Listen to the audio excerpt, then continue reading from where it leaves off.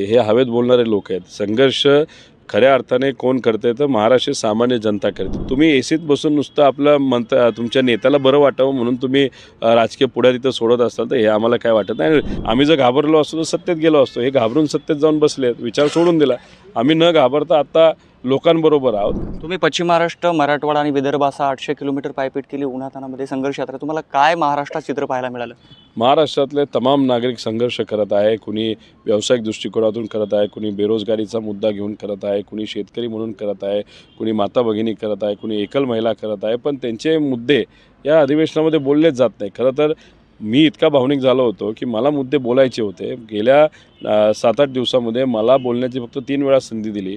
म्हणजे या 800 किलोमीटरचा प्रवास केल्यानंतर, लोकांच्या अडचणी जाणून घेतल्यानंतर माझ्या मनामध्ये अशी एक इच्छा होती की हे सगळे मुद्दे मांडण्यात यावे आणि सरकारकडे सुटावेत।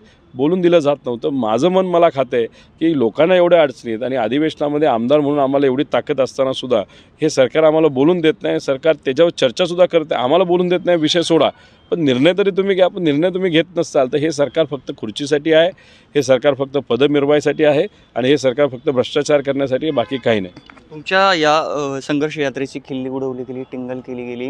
यामध्ये अजितदादा पण बोलले की ज्यांनी आयुष्यभर संघर्ष नाही केला असं त्यांनी भाषा वापरली। त्यांच्या या सर्व म्हणजे वेटकरी असतील, अजितदादा असतील, गोपीचंद पडळकर असतील, यामध्ये अजितदादा सुद्धा होते। कोणाची टीका तुम्हाला जास्त लागली? ह्या लोकांची टीका थोडी लागते। हे हवेत बोलणारे लोक आहेत। संघर्ष खऱ्या अर्थाने कोण करते तर महाराष्ट्र सामान्य जनता करते। तुम्ही सत्तेत आहे तर त्यांच्या जनतेचे प्रश्न तुम्ही सोडवा ना। हे एसीत बसून नुसतं इथं मिरवायला बसलेत, नुसतं तिथं स्टेटमेंट करतायत। तुम्हाला खऱ्या अर्थाने टीका करायची असेल ना, तुम्ही रस्त्यावर उतरा, लोकांमध्ये जावा, लोकांचे प्रश्न समजून घ्या, मग आमच्यावर टीका करा, मग आम्ही मान्य करू। तुम्ही एसीत बसून नुसतं आपलं म्हणता तुमच्या नेत्याला बरं वाटावं म्हणून तुम्ही राजकीय पुढारी तिथं सोडत असाल तर हे आम्हाला काय वाटत नाही। आमचे विरोधक आमच्यावर काय बोलतायत, आमच्या कुठल्या कारवाई चालल्यात हे आम्हाला सगळ्यांना माहिती आहे ना। एवढं कारवाई चालू असताना सुद्धा, एवढी मोठी टीका आमच्यावर होत असताना सुद्धा आम्ही लोकांसाठी लढतोय ना लोकात जाऊन। तर मग त्याच्यामागे कुठेतरी विचार आम्ही टिकवण्याचा प्रयत्न करतोय। आम्ही जर घाबरलो असतो तर सत्तेत गेलो असतो। हे घाबरून सत्तेत जाऊन बसलेत, विचार सोडून दिला।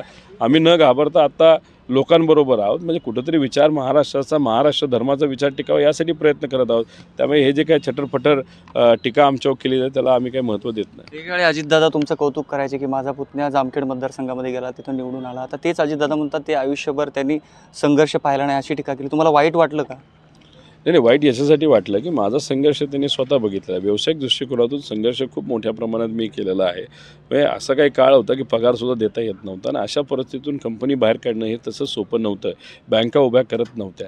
आता मी व्यावसायिक दृष्टिकोनातून अडचणीत असणारी कंपनी गेल्या 15 वर्षामध्ये ती बाहेर काढली। हा संघर्ष त्यांनी बघितला। मी व्यावसायिक दृष्टिकोनातून आधी सेटल झालो, व्यवसायात आधी होतो, नंतर राजकारणात आलो। आता मी अजितदादांबद्दल बोलणार नाही, पण काही लोक राजकारणामध्ये सेटल झाले, मग व्यवसायामध्ये आले आणि त्यांना व्यवसायामध्ये कुठेही अर्थकारणीची अडचण नाही आली, कुठेही त्यांना निधी कुठं कमी पडला नाही। वेगवेगळ्या गोष्टी असतील त्याच्यावरून तुम्ही समजून घ्या की संघर्ष कुणी केला आहे। आम्ही खऱ्या अर्थाने जे सामान्य लोक संघर्ष करतो तसा संघर्ष केला आहे। फक्त पवार कुटुंबातला असल्यामुळे लोक आम्हाला वेगळ्या दृष्टिकोनातून बघतात आणि जे नेते पहिले राजकारणात आले नंतर व्यवसायात आले त्यांच्या संघर्षाबद्दल बोलायचं असेल तर फायली अनेक आहेत, त्याच्यावर आपण चर्चा करूया।